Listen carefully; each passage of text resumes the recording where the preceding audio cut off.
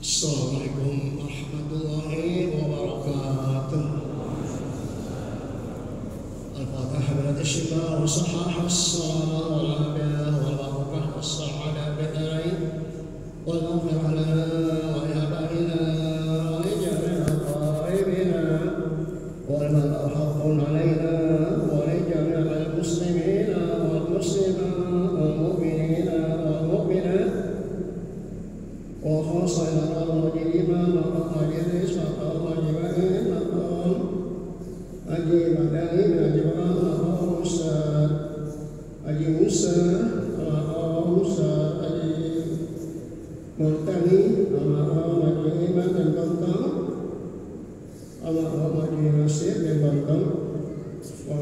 صالحين وأبراهيم وبهذه وبكل يد صالحة وإلى حضرة النبي محمد صلى الله عليه وسلم الفاتحة.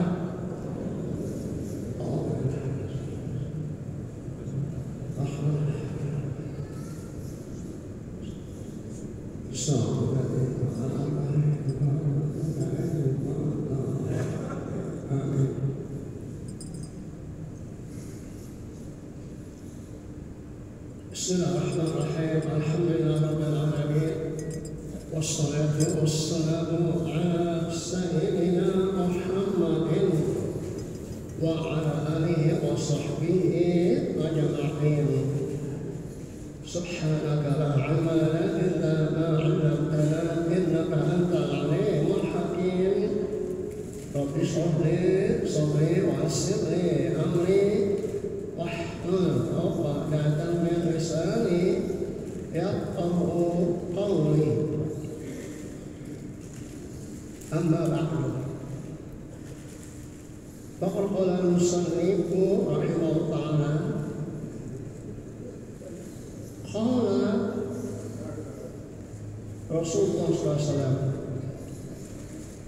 المحروم من حرم الوصية أي المحروم من الثواب والخير العظيم من منع من وصيته.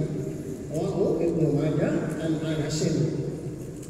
Al-Muqarrab rahimahullah suruh pengurus Masjid Jami' Al-Ikhwah, di antaranya Ustaz Haji Nur Jaya Kusuma, Ustaz Haji Ahmadi, Bapak Haji Khairuddin, Bapak Haji Mahmud, Bapak Haji Sofyan, Bapak Ustaz Haji Riyadul Najihin, Bapak Ustaz Abdul Rahman, Ustaz Erlambang, Bapak Haji Ngadiatno, Ustaz Hamsin, Ustaz Haji Murtani, Bapak Haji Muhammad Husin, para asatidz, bapak-bapak, hadirin dan hadirat yang dimuliakan Allah Subhanahu wa taala. Alhamdulillah, syukurillah, izin Allah kita bisa hadir kembali di majelis kita ini. Mudah-mudahan niat dan amal kita diterima oleh Allah SWT. Amin. Rasulullah SAW mengatakan al-mahrum, orang yang diharamkan untuk mendapatkan kebaikan, man hurima al-wasiyata, orang yang diharamkan Allah sehingga dia tidak bisa memberikan wasiat. Ay al-mahrumu minan nawabi, orang yang diharamkan mendapatkan pahala wal khairil azim, dan kebaikan yang besar. Man dunya minal wasiyah, orang yang dicegah oleh Allah sehingga dia tidak bisa memberikan wasiat. Jadi di sini penting, kalau kita khawatir nanti setelah kita meninggal akan terjadi sesuatu yang tidak bagus, maka kita berwasiat.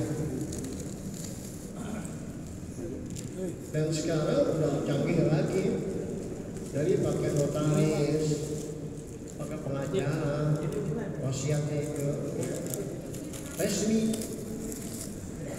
Ada yang berwasiat, ada yang menerimanya. Dan syaratnya harus orang Islam, berakal, adil, merdeka, dan mandiri. Dan wasiatnya tidak boleh lebih dari 1/3. Karena kata Nabi, waqulus kathir, 1/3 itu banyak. Jadi kalau bisa kurang dari 1/3. Mengapa? Karena kita tinggalkan anak-anak kita dalam keadaan kecukupan, lebih bagus daripada kita tinggalkan. Akhirnya dia minta sama orang karena hartanya udah wasiatin habis semuanya ya. Jadi sepertiga aja udah banyak. Nah kalau bisa kita wasiat. Begitu juga utang. Wasiat dia, saya ada utang berusaha utang kalau saya mati bayarin ya. Jadi bagus kan ya, nanti ketika dia meninggal maka ahli warisnya harus mengamalkan. Nah, itu wasiat resmi ya. Dan wasiat itu dilaksanakan kalau orangnya sudah meninggal dunia. Kalau zaman dulu banyak orang ada wasiat, atau kita di mana-mana kita khawatir bisa kembali lagi ke negeri kita berwasiat kalau teman kita dalam perjalanan kalau saya meninggal itu tanah yang besar kasih anak ya. Tapi wasiat liwarithi tidak boleh memberi wasiat kepada orang yang mendapat warisan. Kalau agak Syafi'i, kalau ahli warisnya setuju, tak apa ya. Jadi patokannya ahli warisnya setuju apa kagak. Kalau setuju, tidak apa ya. Umpamanya ini nanti kalau meninggal wasiat satu rumah itu kasih ada itu yang paling mentok, terus yang lainnya harus setuju kan? Setuju, ya udah dibagi warisan, didapat seperti biasa, ditambah lagi wasiat. Tapi kalau nggak setuju, batal wasiat. Ya. Waqala Rasulullah, man mata ala wasiatin mata ala sabili sunnatin. Kata Nabi, barang siapa yang meninggal dalam keadaan berwasiat, mata ala sabili sunnatin, dia meninggal di dalam jalan aku dan di dalam mengikuti sunnah aku. Kalau dulu orang-orang mau meninggal, wasiatnya ditaruh di bawah bantal. Jadi pas meninggal, ada nanti di bawah bantal itu wasiatnya gini-gini. Ya. Jadi yang meninggal dalam keadaan memberikan wasiat, mata ala sabilin wa sunnatin wa tuqwa, meninggal dalam keadaan mengikuti jalan Rasulullah dan mengikuti sunnah Rasulullah, wa tuqwa, dan meninggal dalam keadaan bertakwa, wa syahadatin, dan meninggal dalam mendapatkan mati syahid, wa mata maghfuran lahu, dan mati dalam keadaan diampuni dosanya oleh Allah SWT. Ya. Kalau dulu banyak kasih wasiat, kalau sekarang ada sejarah. Paling wasiatnya kata anaknya itu tanah bagi rata. Yang benar siapa? Gua doang sendirian. Minyak ngomong waktu aku mati, itu tanah bagi rata. Abang-abangnya pada nggak setuju, tidak ada benar. Nah itu tuh ada itu wasiat gitu. Tapi kalau nggak ada saksi nggak bisa. Apalagi perempuan, perempuan ya saksi nggak bisa. Jadi satu laki, dua perempuan. Atau wasiatnya ditulis di imla. Yang sakit mengimla, kalau nggak bisa ditulisin. Saya, nama saya ini, saya berwasiat memberikan tanah gini-gini. Ya. Baik, sekarang bab baru. Wa maqala an aliyin radhiyallahu anhu wa karrama wajhahu annahu qala, dari Imam Ali radhiyallahu anhu wa karrama wajhahu beliau mengatakan karena Imam Ali tidak pernah melihat kemaluannya dari sejak kecil, maka dijuluki karomah. Allah muliakan wajahku, mukanya. Itu salah satu julukan Ali, karamallahu wajhahu. Qala man ishtaqa ila jannati, lihat kata-katanya, barang siapa yang rindu, ishtaqa itu rindu. Jadi rindu itu loh, puncak dalam keinginan. Kalau masih pengen masih biasa, kalau ada rindu itu lah berat. Jadi siapa yang rindu kepada surga, sa'a ila khairat, maka dia akan segera untuk berbuat baik. Asra'a al-dhahaba ilaiha, dia menyegerakan untuk melakukan perbuatan yang baik. Makanya kita kalau kita rindu sama surga, segera kita berbuat baik. Berbuat baik pertama itu ke dalam, ke diri kita.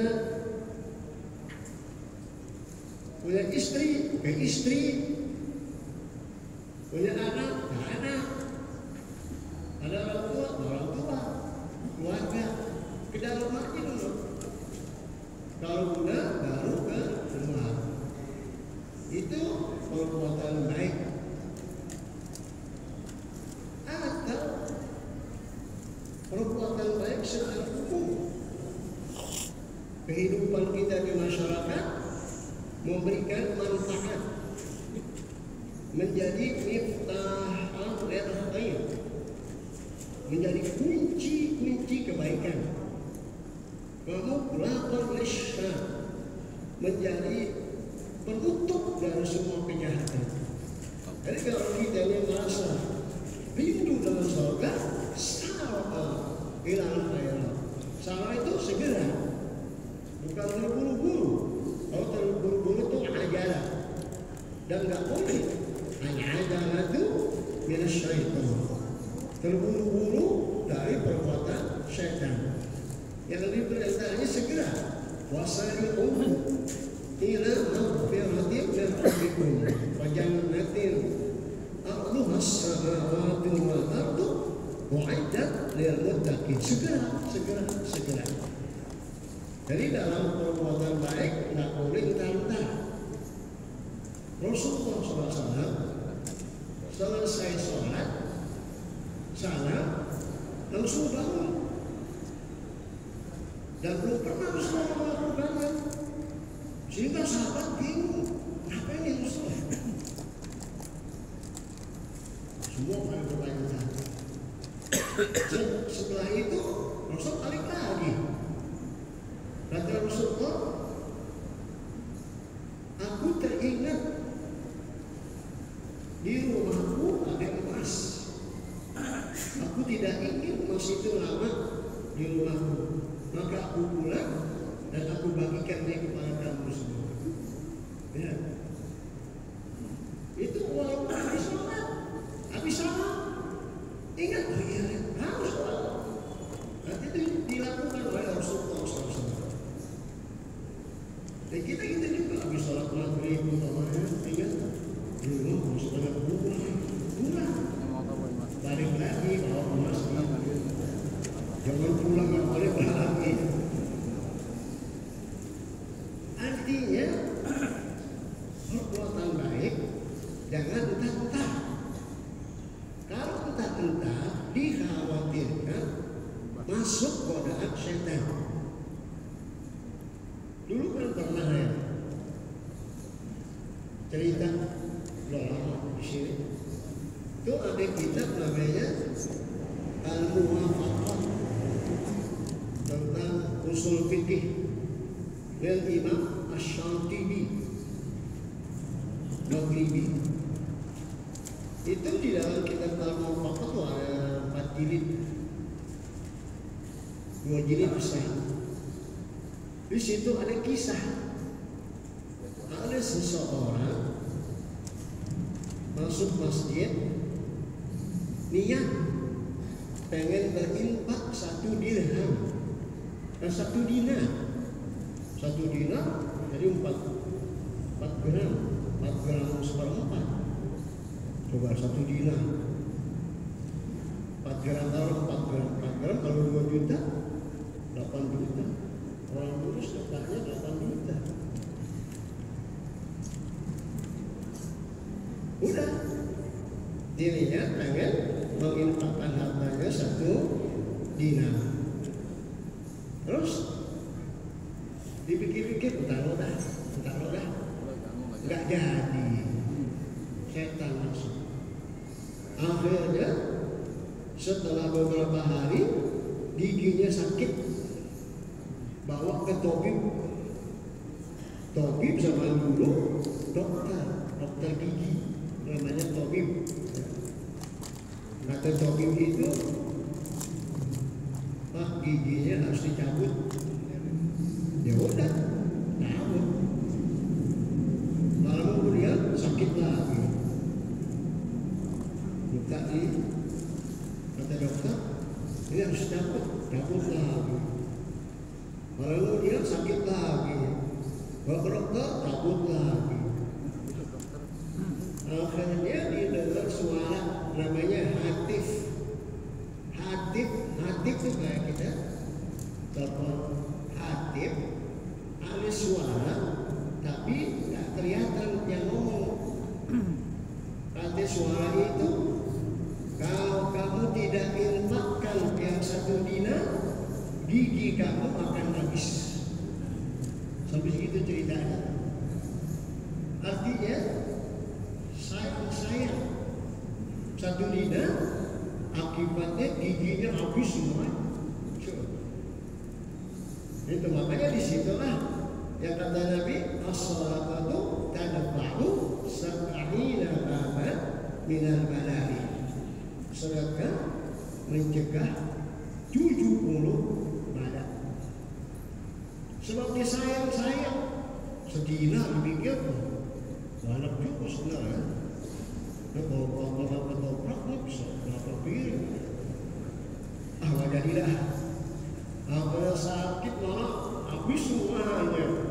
Biayanya mahal, giginya habis. Ya bisa sih jalanin gigi, tapi mahal lah. Mendingan sedekah aja supaya selamat. Jadi begitulah. Orang yang rindu kepada surga, segera dia berbuat baik. Kebalikannya, waman asfaqa ay hadara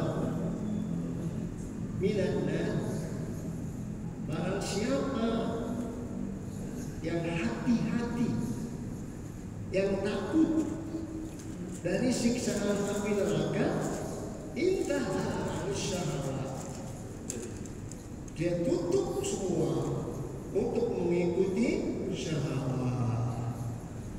Jadi syahwat ini nih yang berat. Kalau yang disuruh semuanya bisa, yang dilarang yang susah.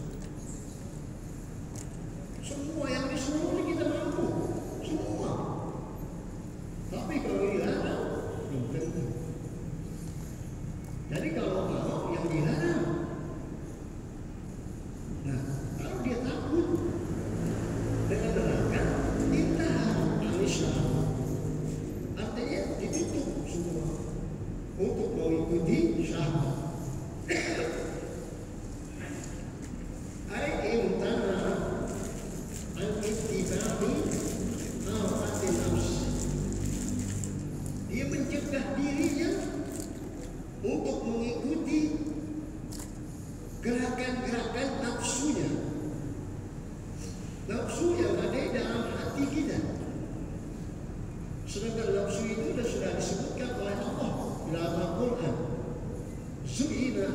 masih hubbus syahawati minan nisa wal banina wal qanatir al muqantarati min al-dhahabi wal fiddati wal khayli wal musawwamati wal an'ami wal harthi.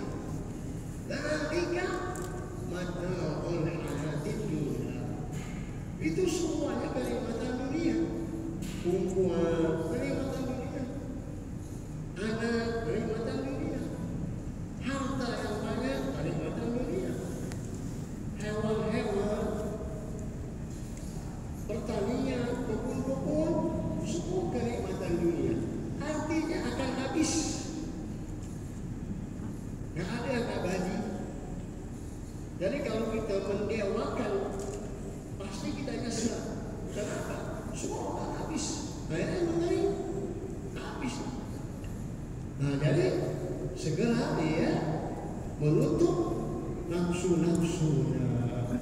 Makanya banyak orang yang gagal sebab mengikuti nafsu. Kayak kita, orang yang menjadi pejabat itu orang baik, orang pintar, itu orang pilihan. Gak harus berapa, dari 320 ya.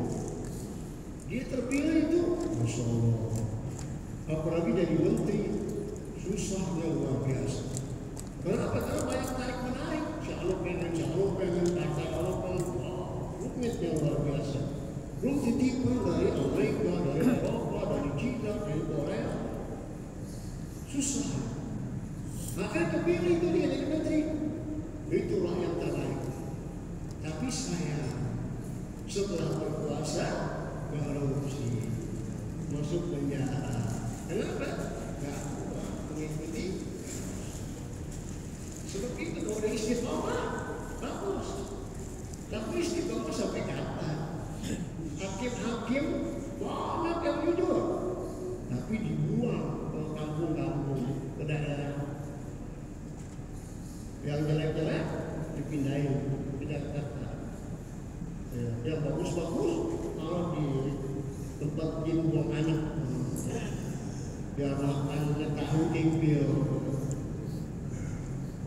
Ada paling besar dibalikin ke Jakarta, musuh lapar, korupsi ketangkap, ya. Istiqomah susah, ya. Kayak enak jadi pedagang lah. Kalau misalnya jadi pedagang,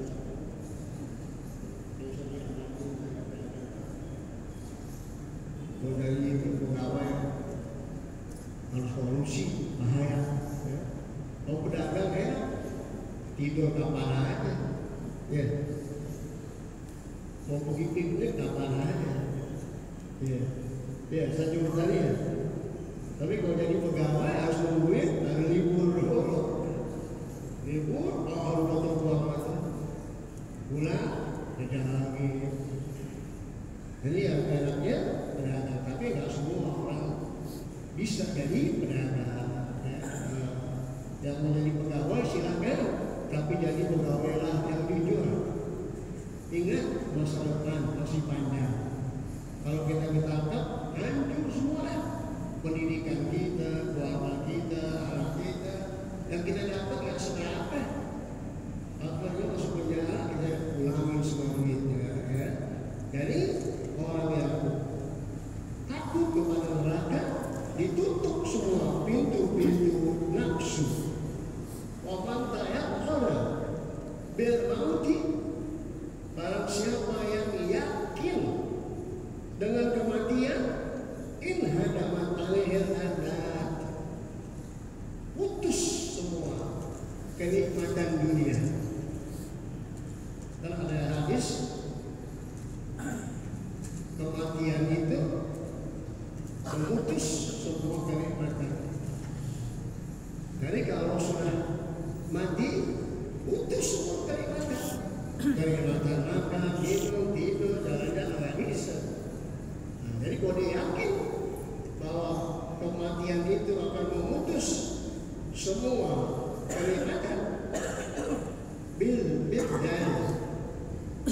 ada hadamat bid'ah al-muhmah al-fania, yaitu punah. Al-billah al-mu'jamah inqata'at, putus. Jadi hampir sama sih, artinya hampir sama, cuman hadisnya beda-beda.